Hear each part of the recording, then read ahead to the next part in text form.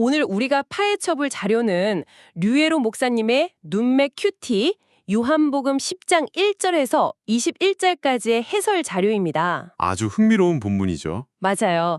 그래서 이번 심층 탐구 시간에 핵심 미션을 먼저 딱 설정하고 갈까 하는데요. 네, 좋습니다. 2000년 전 팔레스타인의 목자와 양이라는 어찌 보면 아주 흔하고 되게 평화로운 농경 사회의 비유잖아요. 그렇죠. 흔히들 그렇게 생각하시죠. 네, 그런데 이 비유가 어떻게 당시 부패한 권력과 리더십을 향한 가장 날카로운 비판의 칼날이 되었는지, 그리고 오늘날 우리 삶에는 대체 어떤 강력한 메시지를 던지고 있는지 알아내는 겁니다. 아주 중요한 미션이네요. 네, 그저 평화로운 한 폭의 양떼 그림인 줄만 알았던 구절 속에 도둑, 강도, 살해 위협, 그리고 엄청나게 치열한 논쟁이 숨어 있다는 사실, 여러분 꽤 흥미롭지 않나요? 진짜 반전 매력이 있는 텍스트죠. 맞습니다. 자, 그럼 짐을 챙겨서 이 깊은 지식의 바다로 본격적으로 한번 들어가 보시죠. 네, 오늘 다룰 주제가 생각보다 아주 역동적입니다.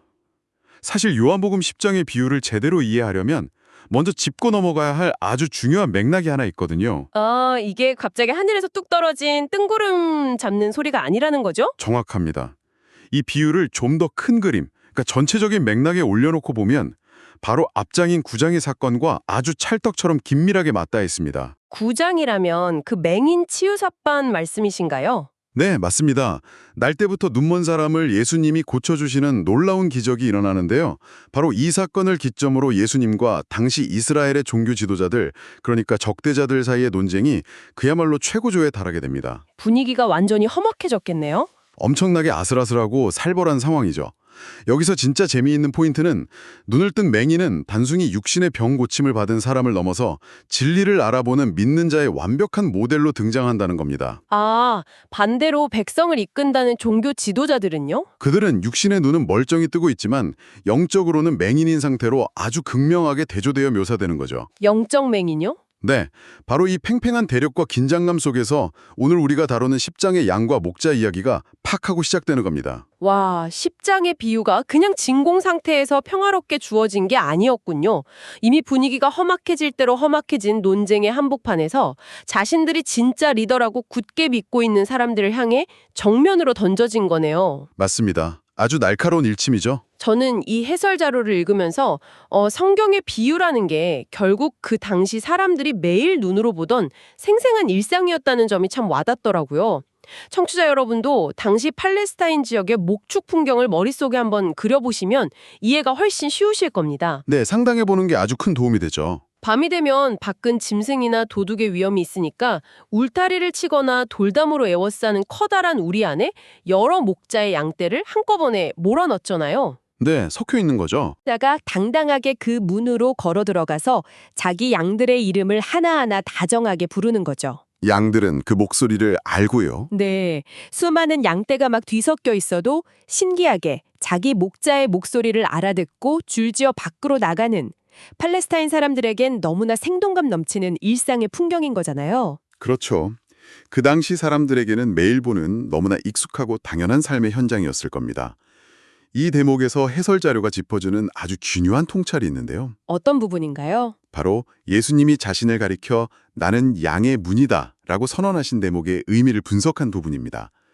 방금 진행자님이 묘사하신 그 양의 우리에는 출입문이 딱 하나뿐이잖아요. 네, 문지기가 지키는 그 문 하나죠. 문이 오직 하나라는 것은 그것이 적법한 출입문이자 동시에 유일한 구원의 길을 뜻합니다. 유일한 길이다. 네, 그래서 해설을 보면 이 문을 통하지 않고 담을 몰래 넘어가는 자는 모두 도둑이며 강도라고 아주 명확하게 규정하고 있어요. 생각해보면 담을 넘는다는 행동 자체가 이미 의도가 불순하다는 걸 스스로 증명하는 거니까요. 정확합니다. 이건 겉으로는 백성을 이끄는 적법한 리더인 척하지만 속으로는 양을 누리는 이스라엘의 거짓 선지자들을 정확히 조준한 겁니다. 타락한 종교 지도자들을 향한 거군요. 네, 자신이 진정한 리더라고 착각하고 있는 영적 맹인들에게 논리적으로 너희는 문으로 들어오지 않고 담을 넘는 강도들이다 라고 아주 직격탄을 날린 셈이죠. 와, 정말 뼈 때리는 비판이네요. 그렇다면 청취자 여러분, 도둑이 담을 넘는 목적과 진짜 목자가 문으로 들어오는 목적, 이 두 가지의 확연한 차이를 짚어볼 필요가 있겠습니다. 본문 해설을 읽어보면 이 두 가지가 아주 명확하게 대비되거든요. 네, 그 목적의 차이가 아주 핵심이죠. 도둑이 오는 목적은 단 세 가지로 요약됩니다. 훔치고, 죽이고, 파괴하는 것. 그런데 반면에 예수님이 오신 목적은 단순히 양을 위협에서 벗어나게 해서 간신히 살려두기 위함이 아니라는 점이 저는 개인적으로 꽤 인상 깊었습니다. 어떤 부분에서 그렇게 느끼셨나요? 양들이 생명을 얻게 하고 나아가 더 풍성히 얻게 하려는 것이라고 강조하고 있잖아요. 저는 이 더 풍성이라는 표현을 보면서 이게 단순한 생존의 문제를 넘어서는구나 싶었어요. 생존 그 이상이다.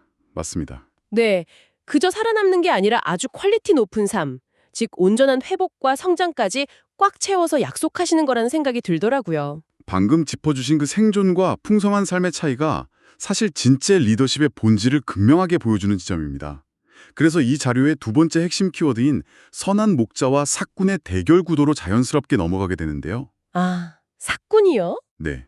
삭군은 말 그대로 품삯, 즉 돈을 받고 고용되어서 남의 양을 치는 사람을 뜻하잖아요. 제가 이 자료를 보면서 참 재밌었던 게 이 삭군의 심리를 묘사한 부분이 현대를 살아가는 우리에게도 엄청난 타격감을 주면서 유쾌하게 다가온다는 거였어요. 하하, 현대사회에 대입해보면 정말 기가 막히죠? 삭군의 최우선 관심사는 오로지 자기 주머니에 들어오는 돈뿐이잖아요. 그러니까 저 멀리서 일이나 늑대가 이빨을 딱 드러내고 달려오는 걸 보는 순간 어떻게 하겠습니까? 도망가야죠. 목숨이 제일 중요하니까요. 네, 뒤도 안 돌아보고 야롱들을 버려둔 채 도망가 버리는 거죠. 여러분, 이거 현대의 직장이나 무책임한 리더십에 빗대어 설명해봐도 소름 돋을 정도로 똑같지 않나요? 완전 똑같습니다. 평소에는 완벽한 리더인 척 상사 행세를 다 하다가 그러다가 조직이나 팀의 치명적인 위기 상황이 닥치면 어떻게 되죠? 책임은 부하 직원들에게 싹 떠넘기고 자기 살 길만 챙겨서 도망가는 그런 무책임한 상사들의 모습이 바로 현대판 싹군인 거잖아요. 아주 현실적이고 피부에 확 와닿는 비유입니다.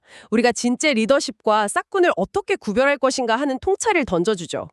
반면에 해설에서 깊이 빠헤치고 있는 선한 목자의 진정한 의미는 우리가 흔히 생각하는 것보다 훨씬 파격적입니다. 어떻게 파격적인가요? 우리는 보통 선하다고 하면 성격이 유순하거나 착한 사람, 혹은 맡은 일을 성실하게 하는 사람 정도로 떠올리기 쉽잖아요. 그렇죠. 나이스한 사람. 하지만 본문이 제시하는 선한 목자의 기준은 단순히 그런 직업적 성실함을 뛰어넘어 양을 위해 자기 목숨을 내놓는 자임을 강조합니다. 목숨까지요? 네.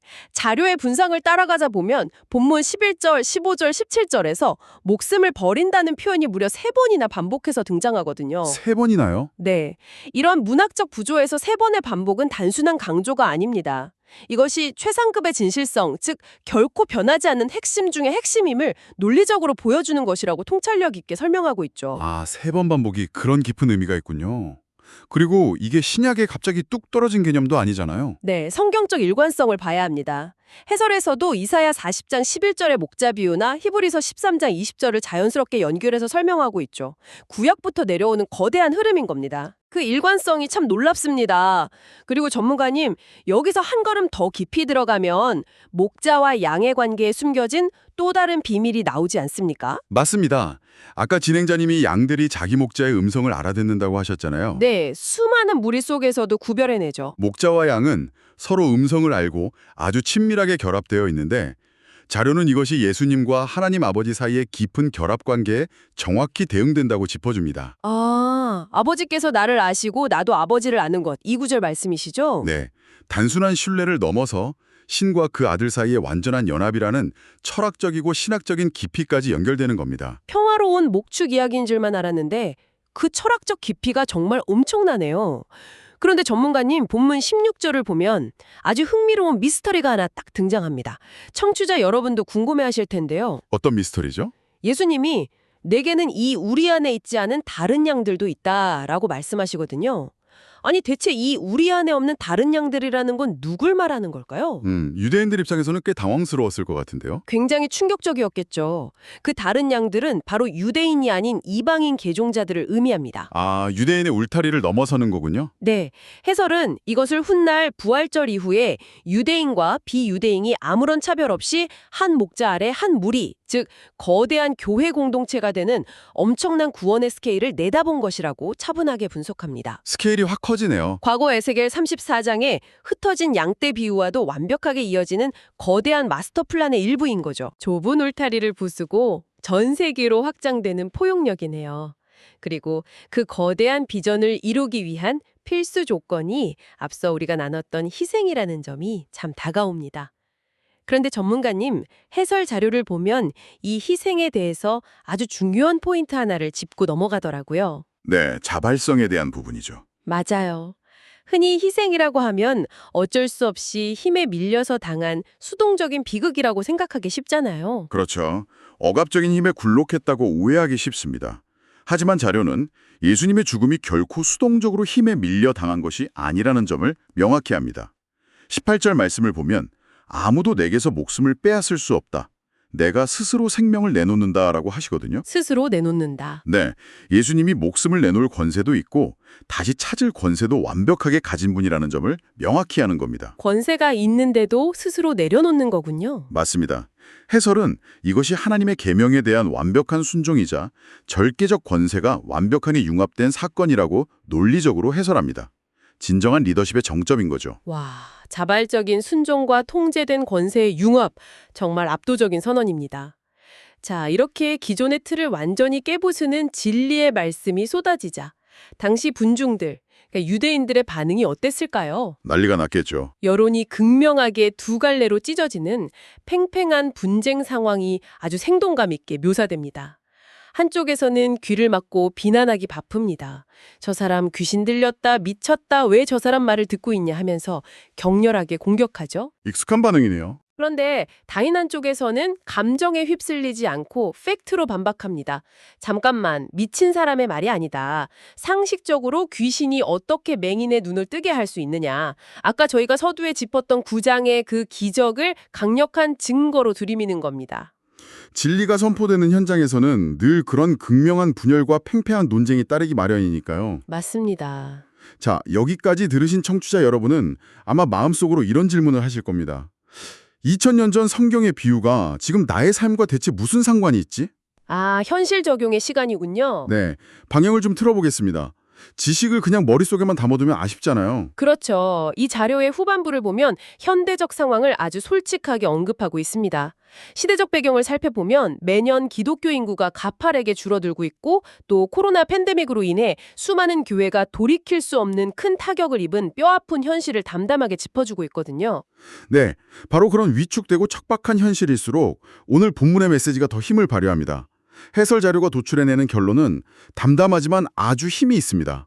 바로 우리 모두는 목자장이신 예수님을 따르는 작은 목자로 부름받았다는 사실입니다. 우리 모두가 작은 목자다. 네, 그렇습니다. 가족, 친구, 직장 동료 등 내게 맡겨진 작은 양떼.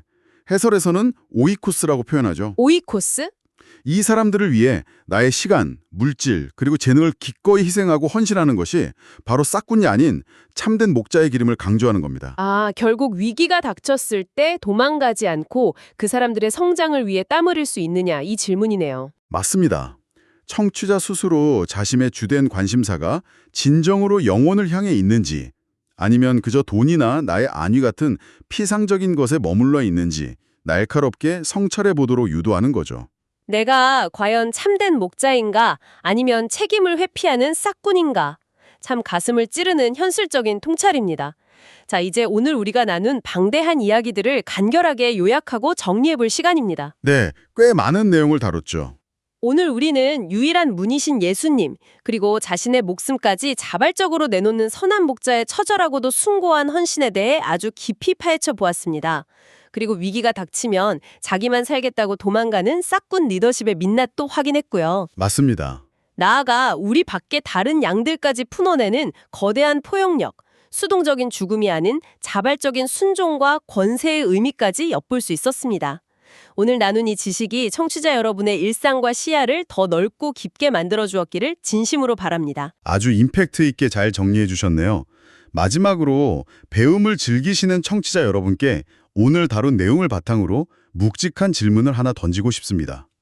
어떤 질문인가요?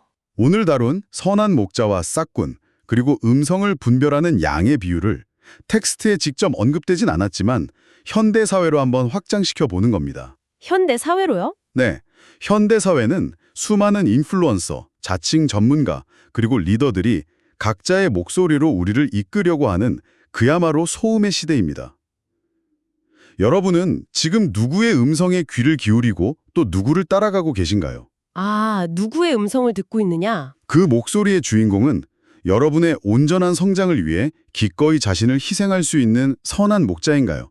아니면 위기가 오면 언제든 책임을 회피하고 자신의 이익만을 챙길 현대판 도둑이나 싹군인가요? 정말 중요한 질문이네요. 오늘 하루 나를 이끄는 리더들의 진짜 목적이 무엇인지, 그리고 나는 과연 올바른 음성을 듣고 있는지 스스로 질문해보는 시간을 꼭 가져보시길 바랍니다. 싸끈의 시대에 진짜 선한 목자의 음성을 구별해내는 법, 오늘 하루 내내 생각에 꼬리를 무는 훌륭한 화두입니다. 전문가님, 오늘도 청취자 여러분과 이토록 깊이 있는 통찰을 나눌 수 있어서 정말 즐거웠습니다. 네, 저도 이 지식의 바다를 함께 헤엄칠 수 있어서 무척 뜻깊고 즐거운 시간이었습니다. 우리 청취자 여러분도 오늘 나눈 이야기들이 일상의 단단한 생각의 씨앗이 되기를 바라며 저희는 더 흥미롭고 탄탄한 자료와 함께 다음 심층 탐구 시간에서 다시 만나도록 하겠습니다. 여러분, 풍성한 하루 보내세요.